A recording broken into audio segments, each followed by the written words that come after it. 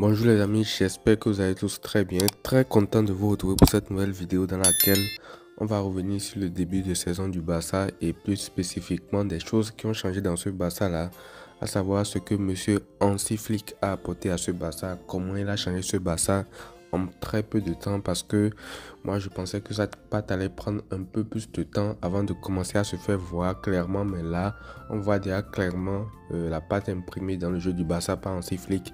Et ça passe par quelques points clés qui ont été modifiés par ce coach-là. Donc dans cette vidéo, on va revenir sur tout ça. On va parler des 5 éléments sur lesquels s'est appuyé Hansi Flick pour pouvoir changer totalement le visage de ce Barça-là. Certes, c'est partiel pour le moment, mais on voit quand même déjà plein de bonnes choses que Hansi Flick a changé et qui ont eu un impact direct maintenant sur le jeu collectif du Barça. On commence déjà donc par le premier point de cette liste qui est tout simplement le physique. Alors concernant le physique, déjà je pense que on est tous d'accord. La saison passée, on l'a vu, le Barça a beaucoup souffert en fin de match. Il y a des fins de match qui ont été mal gérées. Il y a des fins de match où le Barça était assez poussif, où les joueurs physiquement étaient cuits. On se rappelle des deux classicos, que ce soit le classico aller, retour en Liga. On se rappelle des fins de match contre le Napoli, où on encaisse à l'aller en Ligue des Champions, et au retour où on a failli se faire prendre également le 2-2. Donc il y a plein de matchs comme ça. Les matchs de Liga où on menait 1-0, n'en parlons même pas, parce que physiquement l'équipe était cuite. Et Laporta lui-même avait fait une interview avant le début de saison où il disait que l'année passée les joueurs étaient cuits pratiquement en fin de match et que c'est un aspect à améliorer également. Alors concernant le physique, c'est quand même un point à mettre au crédit de tout le staff, pas seulement de Hansi Flick, mais surtout le staff de la préparation physique aussi, avec Julio, tous et tout. Et quand Hansi Flick est venu, j'avais fait une vidéo où je disais que c'est un truc qui devait modifier également, parce que quand on voit la manière dont les équipes de Hansi Flick jouent, il ne peut pas se permettre d'avoir un physique limité parce que l'intensité qu'il demande est beaucoup trop élevée. Et quand on voit que soit Hansi Flick, Pedri, Rafinha, tous ces joueurs-là sont au pic de leur forme physique. Là, on sent que clairement le physique a été travaillé par tout le staff collectif. Et comme je disais, ça ne se limite pas au coach. Il faut féliciter tout le staff technique pour ça. Et c'est déjà le premier point qu'a amélioré Hansi Flick dans cette équipe. On gère mieux les fins de match. En fin de match, tu ne sens pas un Barça qui trottine, tu ne sens pas un Barça qui est toujours en difficulté. L'équipe a toujours la maîtrise. On essaie de, quand on est à 2-1, pousser pour trouver le 3-1 sans pour autant lever le pied défensivement. Donc franchement, ça c'est un aspect qui est hyper intéressant et qui a été travaillé par le staff pour permettre au Barça de pouvoir toujours être maître de la situation, toujours pouvoir rivaliser même dans les derniers instants. Et ça se voit tout de suite en fait. Là, tu gagnes les 3 premiers matchs de Liga 2-1, mais on ne sent pas une équipe qui en fin de match est en train de souffrir, en train de serrer les fesses et tout. Je me rappelle l'année passée, chaque fois que le Barça menait d'un but, à chaque fois on était toujours en train de stresser en fin de match, de se dire est-ce que l'équipe ne va pas égaliser et tout. Mais là, en l'occurrence, bien vrai, il y a des matchs qui sont terminés 2-1, mais on n'a pas du tout ressenti la même chose. Et ça, c'est parce que l'équipe est beaucoup plus affûtée physiquement, qu'elle domine beaucoup plus facilement ces fins de match. Et c'est très important, ce sera très important également pour la suite de la saison, parce que tu auras des matchs où tu vas devoir concéder, subir et tout. Donc, il faut que tu sois affûté physiquement. Là, contre le Rayon, on l'a même vu. Le Barça menait déjà 5 ou 6-0, mais tu vois l'équipe fait des replis défensifs, fait des pressings offensifs et tout. Donc, franchement, tu sens que l'intensité, c'est le mot d'ordre de Hansi Flick. Et pour tenir cette intensité-là sur 90 minutes, il n'y a qu'un secret, c'est le physique. Il faut que physiquement, les joueurs soient très, très affûtés. Et pour l'instant, on le constate. On passe maintenant au deuxième point qui a permis à Hansi Flick de changer ce Barça-là. C'est tout simplement la mentalité. Alors, dans la mentalité, qu'est-ce que je veux mettre là? Déjà, loin de moi, l'histoire de dénigrer Xavi, de vouloir dénigrer Xavi, parce que dans ma dernière vidéo, je faisais même des 5 enseignements où je disais que Hansi Flick même s'est appuyé sur le travail qu'a fait Xavi. Mais ce que je veux mettre dans la mentalité, c'est que Hansi Flick, contrairement à Xavi, a un discours assez positif dans la presse. C'était le cas avec Xavi au début, mais à un moment donné, il était dos au mur, donc il a commencé à changer un peu ce discours-là. Il se victimisait tout le temps, l'arbitrage, tel truc, l'effectif et tout. C'est d'ailleurs pour ça qu'il a été viré, même si en partie il disait la vérité. Et c'est clair que Hansi Flick qui vient d'arriver ne peut pas reproduire également le même truc. Déjà quand tu vois ses conférences de presse, c'est un pur régal. Il ne donne absolument rien à montrer à la presse. Et quand je reviens à ce que j'appelle la mentalité, c'est le discours positif que véhicule l'entraîneur dans les médias. C'est-à-dire que quand il fait des conférences de presse et qu'on lui dit qu'il y a tel ou tel joueur qui manque, pourquoi tel joueur n'a pas été inscrit et tout, est-ce qu'on a besoin de nouveaux joueurs et tout, tu sens qu'il se préoccupe plus de ce qu'il a en fait. Il a toujours ce discours de j'ai des joueurs qui sont suffisants, je m'occupe de ce qui est à mon contrôle, de ce que je peux contrôler et on va faire avec. Pour le reste, je fais confiance à la direction et tout. Donc, quand tu as un entraîneur comme ça qui dans la presse donne un peu aussi de la confiance à ses joueurs en disant qu'il a confiance en l'équipe qu'il a, qu'il sait que l'équipe qu'il a peut le gérer et tout, même pour le poste de numéro 6. Après la blessure de Bernard, il disait publiquement dans la presse que on n'a pas besoin de recruter, que dans l'équipe, il a ce qu'il faut pour pouvoir trouver des solutions à ce poste-là. Donc chaque fois, même si peut-être c'est pour cacher des misères de la direction, il donne quand même de la confiance aux joueurs présents. Il y a d'autres joueurs, par exemple, qui savent que peut-être qu'il est en train de parler de moi. Ça veut dire qu'il fait confiance à l'équipe et tout. Donc c'est loin quand même du discours assez défaitiste par moment. Il faut le reconnaître, de Xavi qui tout le temps pointait quelque chose du doigt pour justifier telle ou telle chose. Et c'est pas pour rien également que hier, Laporta disait dans la presse, quand il a fait son interview, que Hansi Flick c'est quelqu'un d'optimiste, que c'est quelqu'un qui ne cherche pas du tout d'excuses et que c'est quelqu'un qui est toujours prêt à affronter toute la situation. Et c'est vrai. Et tout ça, ça se transmet également à l'équipe qui sait que le coach a confiance en eux, que le coach compte sur eux, etc. Et ça change beaucoup de choses. C'est un aspect qui est peut-être assez négligé, mais c'est quand même très très important d'avoir un coach qui dans la presse vous fait confiance, ne cherche pas à se justifier et également dit aux joueurs de rester focus sur ce qu'ils peuvent contrôler et de laisser la direction s'occuper du reste. Ça fait toute la différence sur le terrain du côté de la mentalité. On passe maintenant au troisième point qui a permis à Hansi Flick de changer ce Barça là, c'est la réactivité. Alors qu'est-ce que je mets dans la réactivité? Avec Xavi, on a souvent été habitué à un coaching qui, dès qu'il se loupe en entrée de match, est très compliqué à changer. Il attend souvent la 60e, l'heure de jeu pour faire les changements. Et des fois, il est déjà un peu trop tard pour changer le cours d'un match. Et quand je prends le match contre le Rayo Vallecano, par exemple, où en début de match, Flick s'est trompé en mettant Ferran Torres, ou en tout cas, Daniel Mo n'était pas prêt physiquement et tout. Mais quand Ferran Torres fait une mauvaise mi-temps et qu'il handicape pratiquement toute l'équipe, là, en gros, Flick ne perd pas le temps et le sort directement. En deuxième mi-temps, il met Daniel Mo et ça change tout de suite le match parce que lui aussi, il aurait pu attendre, s'entêter dans son idée, attendre la 60e.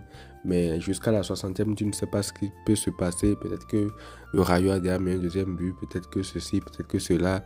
Donc, il y a tout ce facteur-là qui est également très important lorsque le coach sent que sa tactique ne passe pas, qu'il y a quelque chose qui ne marche pas dans l'équipe qu'il a construite. C'est très important qu'il soit très réactif sur le banc.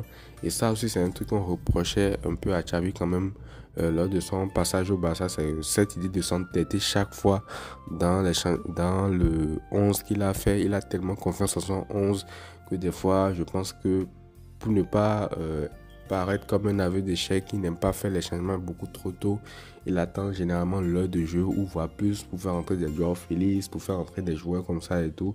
Et quand tu vois que Hansi Flick, lui, ne peut pas de temps par rapport à ça, c'est quand même très très très positif. Certes, on l'a vu seulement sur un match pour le moment, un match ou deux pour le moment, mais c'est quand même un point clé parce que le match contre le Rayo, par exemple, tu aurais pu le perdre facilement en t'entêtant ou en attendant beaucoup trop tard avant de mettre un joueur comme Daniel Mo, de le faire entrer en jeu. Donc, mine de rien, la réactivité d'un coach aussi fait partie de ses qualités et fait partie également d'un truc qui est en train de modifier le visage de ce Barça-là. Tu sens que prochainement, maintenant, s'il y a un souci, dès la pause, Hansi Flick va faire le changement. Dès la pause, il va régler la mienne, tout ce qui n'a pas marché et tout.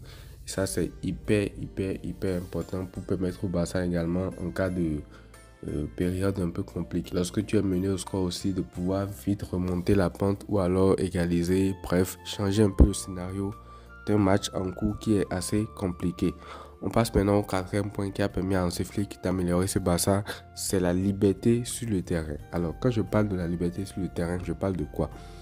vous remarquerez que le système de Xavi et le système de Hansi Flick, à des détails près, c'est pratiquement la même chose. Mais la réalité, c'est que le système de Xavi paraissait beaucoup trop rigide pour certains joueurs. Alors que là, en l'occurrence, le système de Hansi Flick, bien qu'il soit peut-être à des détails près, à peu près la même chose, ça paraît beaucoup plus libre pour certains joueurs. C'est-à-dire qu'il y a de la fluidité, il y a de la liberté sur le terrain pour beaucoup de joueurs. Déjà, quand on voit un joueur comme Rafinha, il n'est plus limité seulement à l'apport dans le demi-espace gauche. Il se promène sur le terrain, il se retrouve des fois à droite avec Lamine Yamal, il se retrouve des fois dans le couloir intérieur droit avec Lamine Yamal. Et de l'autre côté, tu as un Dani Olmo qui peut être 10 derrière l'attaquant, qui peut se retrouver à gauche quand Rafinha n'est pas là, qui peut se retrouver dans ce poste milieu reculé là, quand Pedri monte un peu plus haut. Donc tu as beaucoup trop de mouvements en fait. Lewandowski aussi qui peut décrocher, faire de la passe à Rafinha, Lamine Yamal qui, bon, lui est assez fixe quand même sur son côté, c'est lui qui bouge le moins, à moins qu'il y ait des coups de pied arrêtés où il va sur le côté gauche pour centrer, jouer le corner à deux, mais il y a quand même beaucoup trop de mouvements entre Pedri, Dani Olmo, Lewandowski, Rafinha, et tout ça, ça perturbe en fait l'adversaire parce que tu ne sais plus trop comment défendre. Quand tu as un Rafinha qui va sur le côté de Lamine Yamal et que après tu as Dani Olmo qui prend sa place, Rafinha qui rejoint sa place, Pedri qui monte et tout, à un moment donné ça devient très très compliqué à lire pour les adversaires. Et le Barça a eu le Rayo Vallecano comme ça pas mal de fois sur les buts où il y a beaucoup trop de permutations. Déjà le premier but où Koubassi lance Rafinha en profondeur, c'est Lewandowski qui décroche et qui fait signe d'ailleurs même à Rafinha que c'est bon, il a décroché et qu'il envoie en profondeur. Donc tous ces petits détails là, mine de rien, changent également la dynamique de l'équipe. Certes, le système, comme je l'ai dit, et les joueurs, c'est pratiquement les mêmes, même si on a perdu pas mal de joueurs que Xavi, lui, avait. Mais là, tu sens que quand même, il y a beaucoup plus de liberté pour les joueurs. Ça ne veut pas dire que Xavi ne les laissait pas libres, mais c'est que le système de Xavi était quand même assez rigide, je trouve. Mais en termes de mouvement, le système de Hansi Flick me paraît beaucoup plus fluide. Et tout ça, ça dénote également de la confiance qu'a le coach envers ses joueurs. En gros, pas fait comme vous voulez, mais je vous laisse libre. Vous êtes libre de créer, vous êtes libre de vos mouvements, vous pouvez permuter, vous pouvez faire plein de choses dans le but de déstabiliser l'adversaire et de pouvoir produire un match beaucoup plus compliqué à défendre pour l'adversaire. Donc ça aussi c'est un truc qui change un peu la donne, surtout défensivement pour les oppositions adverses et offensivement pour le Barça qui a de la fluidité maintenant dans son animation offensive. Parce que la saison passée on se demandait c'est quoi l'animation offensive du Barça et tout ça a mis du temps. C'est en fin de saison que c'est arrivé lorsqu'on a joué contre Naples, contre le PSG à l'aller et tout. Mais là, on voit directement ce que le Barça essaie de produire offensivement et il y a beaucoup trop de mouvements. Et c'est ça aussi qui permet au ballon de circuler rapidement quand il y a autant de mouvements, autant de jeux de position. C'est ça qui permet la circulation du ballon. L'année passée, les joueurs étaient trop figés, rigides. Donc, le ballon, des fois, ronronnait et tout pour arriver rapidement à destination. On passe maintenant au cinquième point qui a permis à Hansi Flick de changer le visage de ce Barça-là. C'est lié également à certains joueurs, c'est tout simplement le niveau actuel de certaines individualités. Certes, Hansi Flick est très fort, certes, il a imprimé sa patte sur le Barça. On le voit déjà au bout de 4 matchs seulement de Liga et de quelques matchs de pré-saison. Mais tout ça n'aurait pas été possible, n'aurait pas été visible très tôt s'il n'y avait pas eu le niveau actuel de certaines individualités qui étaient très très forts. Et là, on va parler tout simplement déjà de Monsieur Pedri au milieu de terrain qui a été beaucoup blessé récemment, mais là tu sens qu'il est dans une forme olympique, tu sens que actuellement il est très très bien physiquement, mentalement, techniquement et tout, et c'est un joueur qui change beaucoup la donne. Surtout au milieu de terrain, on l'a vu lors du premier match contre Valence en Liga où il était absent, où le Barça avait eu mal à avoir la maîtrise au milieu de terrain. Mais là, tu sens que dès qu'il est entré en jeu, tout s'est stabilisé en fait. Et là aussi, c'est un truc quand même à mettre au crédit des joueurs. Quand tu as une individualité comme Monsieur Pedri, quand on sait tout ce qu'il peut apporter à un milieu de terrain, à une équipe déjà tout court, et que tu vois qu'il est au niveau actuellement, ça ne peut que se ressentir dans le jeu. Donc ça passe également par le niveau de ces individualités-là. Koundé au poste de latéral droit, n'en parlons pas, qui a annihilé Nico Williams lors du match contre Bilbao. Donc tu as quand même des individualités sur chaque ligne qui essayent de booster le niveau de ce Barça-là. Dani Olmo qui est une recrue qui vient et qui rentre directement dans le 11, qui profite de sa complémentarité avec des joueurs qui connaissaient déjà depuis l'équipe d'Espagne. Et tout ça également, ça fait du bien également au jeu que veut mettre en place Hansi Flick en fait. Tu as également Rafinha devant qui est clairement le joueur pour le moment de la saison du FC Barcelone parce qu'il a fait des matchs de haut volet, même que ce soit avec ou sans ballon. Techniquement, il commence à s'améliorer beaucoup par rapport à ce qu'il a montré lors de ses débuts au Barça. Donc, il y a tous ces joueurs-là qui sont au niveau. Lewandowski, qui pour l'instant est en train de finir également les actions, qui en a déjà 4 buts en 4 matchs de Liga. Lamine Yamal, qui est déjà à 4 passes D aussi, qui fait un début de saison monumental. Il y a tous ces joueurs-là qui concourent également à rendre visible, à faire valoir également le travail fait par Hansi Flick. Certes, beaucoup auraient pu dire bon, c'est lui qui les met en confiance, il joue, mais à la fin de la journée, c'est aussi les joueurs qui, quand ils sont bien, quand ils sont confiants et tout, pondent ces masterclass là pour faire révéler maintenant à tout le monde ce que le coach essaie d'imprimer. Donc, c'est également pour moi la 5e raison qui a permis à Hansi Flick de changer le visage entier de ce Barça là. 7, alors on est encore au début de saison.